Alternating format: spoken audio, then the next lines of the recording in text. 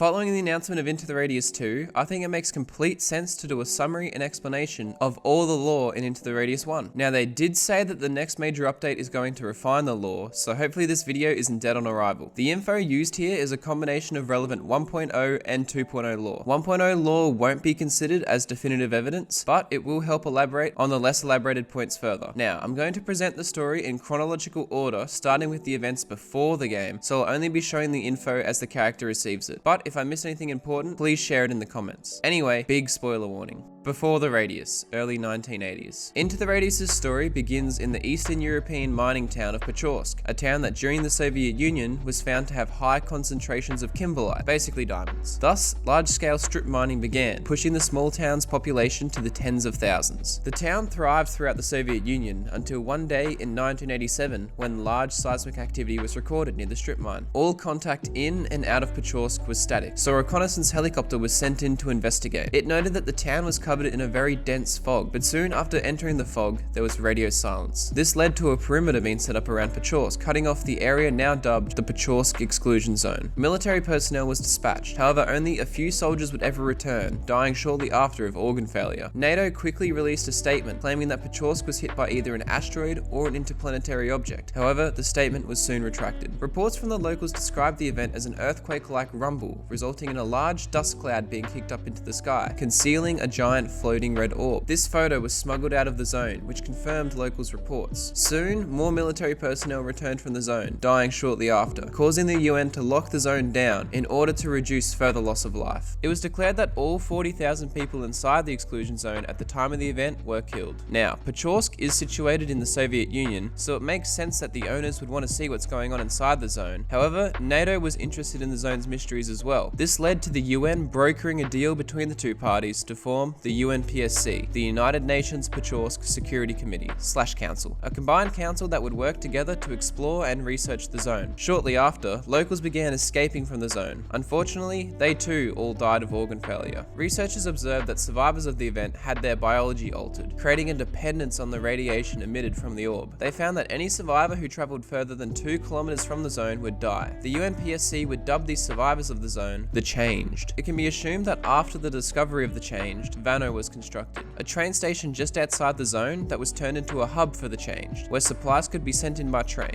In exchange for supplies, the Changed were tasked by the UNPSC to share any discoveries from within the zone. Additionally, they would find a cure to help them escape the zone and live a normal life again. They also stated that their work was gravely needed, as the world outside the radius has changed completely, and any rumors of a prosperous world outside are entirely false. But I mean shit, later on we're gonna win like 2 Nobel Prizes because of this and make a fuckload of money, and thus, the Explorer program was created. And as exploration began, they reported on everything the radius had to offer, from artifacts, anomalies, and a range of humanoid figures. And turns out, all of these creatures are hostile, killing many explorers. However, after dying, explorers were reborn in Vanno, leaving behind their corpse and belongings, so save inventory on death is not canon confirmed. It was also noted that as each explorer died, memory loss occurred. The first few deaths incurred minor memory loss, while following deaths turned some explorers into Habby fans. This could be the reason why stash notes and cassette tapes are used so much by explorers as a reminder in case they die. But as time kept passing and the trapped explorers kept meaninglessly dying, tensions arose with the UNPSC. A cure from the UNPSC was nowhere to be found, which led to pushback from the explorers. Now in 1.0 lore, this is when explorers realized that leaving the zone would not only kill them, but they would never be reborn. This new discovery caused a mass suicide, as all explorers wanted out of their immortality. Hence, the UNPSC constructing an electric fence around the zone. One explorer noted that so many people died that they couldn't even go out in groups anymore.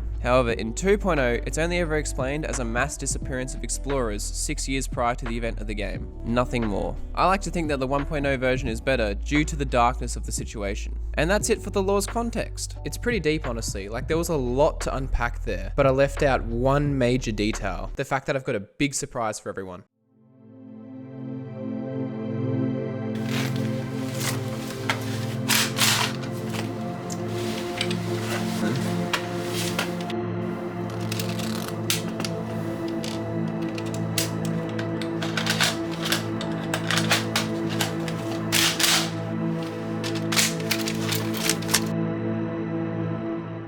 Hey guys, I'm Explorer61, and I'm here to tell you about a brand new giveaway.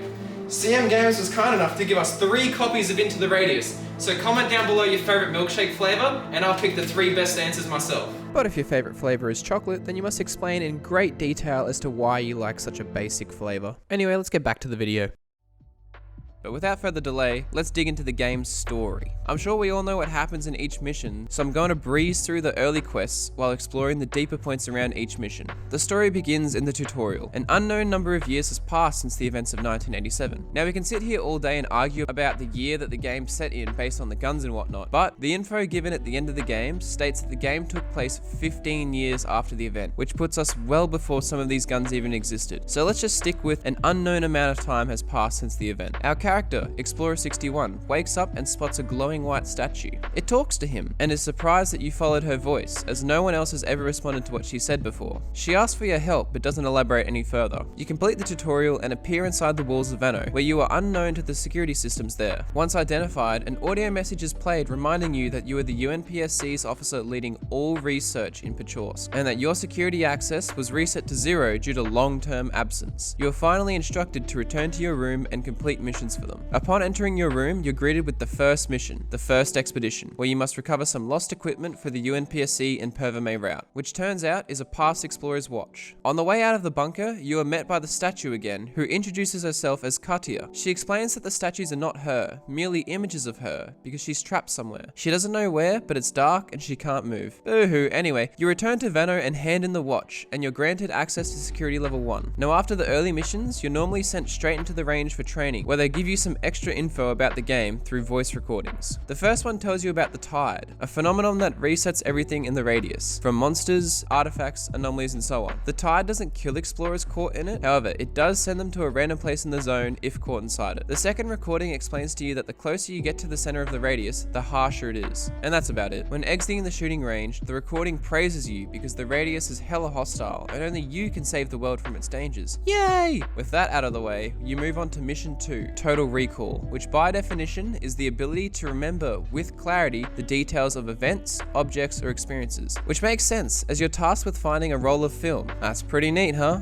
You make your way to the objective's location, and inside the main building are met by a black statue that explains the importance of developing a roll of film. Otherwise, Katia is going to be very mad. Further info is found on a note that states to buy Katia a film roll because she loves photography so much. Interesting. Once the film roll is found, you turn it in and dive straight into the third mission, fixing a leak. You're briefed about a rogue explorer who attempted to leak some documents in Bolotki village. Guess what? In my 30 seconds of Google translating, I found out that Bolotki means swamp in Russian. Now that's pretty neat. Anyway, you pull up to the Bolotki and collect the documents, fixing the leak and granting you access to security level 2. Flash in the dark. You're briefed about an exotic artifact found inside a gas deposit in Bolotki, and upon arrival you encounter a destroyed building and another black statue standing outside. He talks about an odd glow coming from the second floor. Could it be a flash in the dark? That's pretty neat. Once the artifact is found, the quest is complete. I just want to point out that the helicopter in the middle of Bolotki is actually the reconnaissance helicopter from the start. That is all, thank you, please continue. Mission 5, a probing move. You're tasked with locating a lost voice recorder in Pobda factory. Like every other mission, there's a statue next to the objective, and this one talks about leaving the voice recorder on the desk for safekeeping. So you decide to take the recorder back to Vanno and turn in the quest. Now I might be dumbing the quests down a little bit, but that's because I've been holding off on one major detail until now. I haven't talked about the notes that end up in your backpack after handing in each mission. I believe it's important to know about them now before we talk about the intrusion. When completing the first expedition, you hear from the black statue about a new coil they installed in the power station. He made sure to lock the place up to protect it, but after you complete the mission, the note in your backpack explains that someone somehow broke into the power station and took the coil out without opening any locks. Flash in the Dark's note talks about a weird green glow from an abandoned building in a swamp, which the black statue also talked about. And now the tape recorder that the statue just spoke about was stolen from the office and factory, as the note says. Are our actions in the radius somehow affecting the outside world? How can something from the power station in the first mission go missing without the locks ever being opened?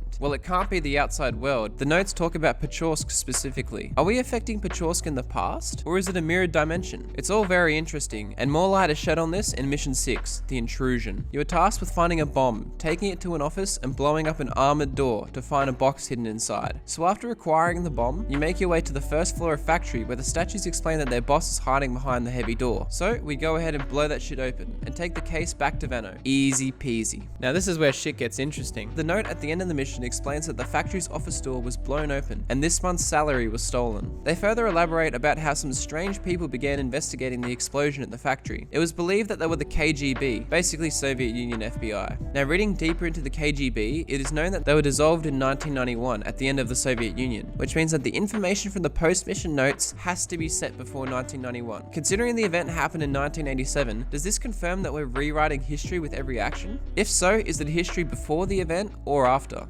It's a little confusing, and I personally hate time manipulating stories, but bear with me. Mission 7, A Farewell Feast. The brief explains that a spatio-temporal anomaly has been found in Kolkhoz. Now, the word spatio-temporal is a describing word meaning belonging to both space and time. So it's a space-time anomaly, further confirming that the green story-based anomalies have the ability to affect space-time. Except when you arrive at the scene of the anomaly in Kolkhoz, it's clear to see that this is a very wholesome exploitation of space-time. There's a party going on, kids are playing, people are shouting, while Papa is out the front explaining that he's in deep shit with the misso because he can't find the shopping list for the wedding party. Basically, he's on the couch tonight. So Explorer 61 is tasked with helping this man have a good night's sleep by gathering the shopping list's so-called essentials. Once found, you place the items on the red table as requested before the heart anomaly appears on the table after a big explosion. Ta-da! Mission done. Upon turning in the artifact, the farewell feast note tells you about how wholesome the wedding celebration wasn't. Turns out that bang that spawned in the heart anomaly killed both the bride and the groom, with no one understanding how a grenade got into the house at all. They end the note saying that Pechorsk must have an evil power that brings misery to all of its inhabitants.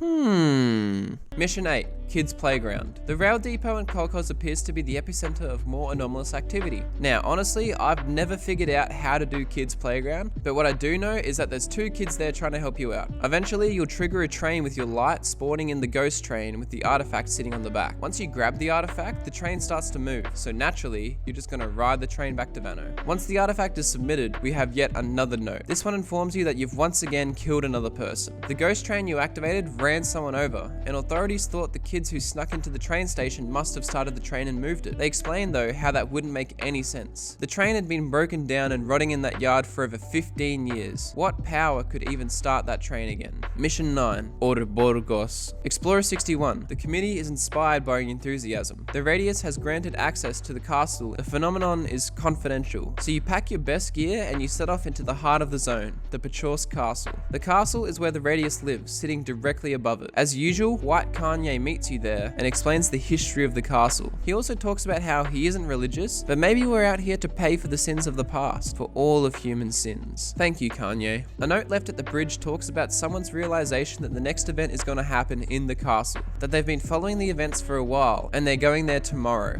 They tell Katia to meet them at the castle before it's too late. As you cross the bridge, you see a black Katia statue, and this time she doesn't speak at all. All you hear is static with subtitles talking about how the event is about to happen. They just need to get inside as quick as possible. Soon, the door blocking her suddenly just appears to open on its own. Now, why is Katia a regular black statue here and not a white one? I need to go on a tangent here real quick, just for a bit of theory crafting, because this lore isn't really confirmed. The black statues, in real time, talk about things we can see in our real time. The glow and flash in the dark, the voice record of the ghost train, they're all observed by both the notes and us. The notes just give us further information about the results of our actions that have affected real people in Pechorsk. But how could that be if we're in Pechorsk? Well, riddle me this. Have you ever heard the trains whizzing by in the train station? Have you ever heard doors just opening and closing in a house? Or most damningly, the people shouting at the party in the wedding at Farewell Feast? I think somehow there is a mirrored dimension or world running in parallel with us that we affect. The noises are things in the other world that are bleeding into ours, and the statues being positioned close to the spatio-temporal artifacts have bled actual human figures into our world. Now, the mirrored world theory is the strongest theory that exists in my opinion. However, the one thing that pisses me off the most is the fact that the intrusions note mentions the KGB, an organization disbanded in 1991. So is it a mirrored world in the past that doesn't have a radius? And where that dimension's so-called evil power, I just don't know. But please share your thoughts in the comments. Anyway, back to Ouroboros. Explorer 61 fights his way through the castle till he gets right outside the epicenter and is met by Black Katia again. She talks about thanking the stranger for leading her out here before noticing a bright light above the castle. Explorer 61 continues to push his way to the top of the tower where he finds the final artifact with Black Katia next to it. But upon grabbing the artifact, he is surrounded by a group of white Katias, teleporting him away into the ending cutscene. You suddenly appear in a forest-like area where the trees are tall and red, the area clouded in a dark fog. Above you is what appears to be a UFO of sorts with a beam of light shooting down the center of it. Under the light is Katya, trapped in an arm. Next to her, a mysterious figure whose head is very radius-like with bright shards sticking out of it. The mysterious figure starts talking, saying that you have impressed us, that everything went according to plan. They question whether you are the one who caused the event. However, they confirm that you are not, that it couldn't have been you, because there is no you, that you are but an echo of many people, a composite image. He explains that Katya never existed either. She was bait that led you to the castle, and in turn, the radius. He congratulates you, stating, iteration successful. He asks if he should reward you, but instead offers you a choice, to either grab the water pistol and shoot Katya with it, allowing you to live an ordinary life, or you can shoot the radius, setting Katya free, however, you yourself will vanish. So in monkey terms, kill Katya, you live, you die. So let's break down what he said. Turns out, everything you have experienced so far is fake. It's a simulation. The phrase, iteration successful, can be thought as saying that Explorer 61, aka Subject 61, actually got to the castle passing all the tests. White Katya isn't real either. She's been created by the radius to guide you and bait you in. But does that mean that everything from the notes, anomalies, the UNPSC, are they all part of the simulation? Once again, I don't know. Regardless, you have a choice. Whatever you do ends the game with one of 3 unique cutscenes. There is a 4th one circulating online, but it is clearly a troll. Now the coolest ending is definitely the hose mad ending, which is basically to defy the radius, saying fuck the system and shoot yourself, leaving the radius very hose mad. Next, we have shooting the radius. If you shoot him, he states that all the necessary data has been recorded from Explorer 61 before transporting you into a dark place where Katya breaks into dialogue. She basically just wakes up in a field alive in the real world and thanks you for your sacrifice. The end. Now if you shoot Katya, she thanks you for freeing her, bidding you a farewell. The game then teleports you to an apartment in the real world. Katya breaks into more dialogue again, however this time it's a little more interesting, leading me to believe that this could be the canon ending. She starts by saying that for 1.5 million of this planet's years, the consciousness present in these words slept beneath the earth, that it was waiting for something. 16 years ago, it was awakened, and since then, it has been waiting actively. Explorer 61 was released a year ago, and was given a human life. He's got a shorty by his side that ain't Katya. However, he thinks about her a lot. He thinks about the zone as well, all the time. She ends the dialogue saying that the consciousness present in these words is still waiting. Now this is pretty confusing, so let's break it down. First off, if you're trying not to think about Katya, why would you date a woman called not Katya? That's dumb. No, but actually though, I don't think Katya is the one talking here. It's the radius. The consciousness present in these words, so the person talking, slept beneath the earth 1.5 million years ago. So the radius has been sitting beneath the earth's surface for a very long time, waiting. Until 16 years ago, when someone woke it up. And since then, it's been waiting actively. Presumably for the person who awoke it. Because the radius asked if Explorer 61 was the one who invoked the event. The event that we can now assume is the radius coming out from beneath the earth, hence the seismic activity recorded during the event. And a whole year after Explorer 61's release from the radius, the consciousness present in these words is still waiting. If that isn't a cliffhanger for the second game, I don't know what is. But also they said that you were released from the radius. Are the explorers actually slaves to the UNPSC, while the radius controls the whole operation from above? So many open-ended questions left unanswered, which is just like any good thriller's ending. But I do believe that this is the canon ending. Where it goes from here with the second game, I think could go 2 ways. It could be set after the game, set in the next iteration in a refined new radius testing new explorers. Or maybe Explorer 61 just goes back to the radius. All very cool thoughts in my opinion. And at the conclusion of all 3 cutscenes, you will always return back to Vanno and are greeted by a Grail artifact which symbolizes the end of the game. Now I had a little bit of trouble connecting the whole story together, so if you need to rewatch certain parts of the video, that's completely reasonable. If you want a way more in-depth analysis on everything, check out Soul BC's The Law of the Radius video, because that shit is actually insane. Alas, in terms of hard-boiled evidence about the ending, all I know is that the consciousness present in those words is still waiting for the one who woke it up. See yous.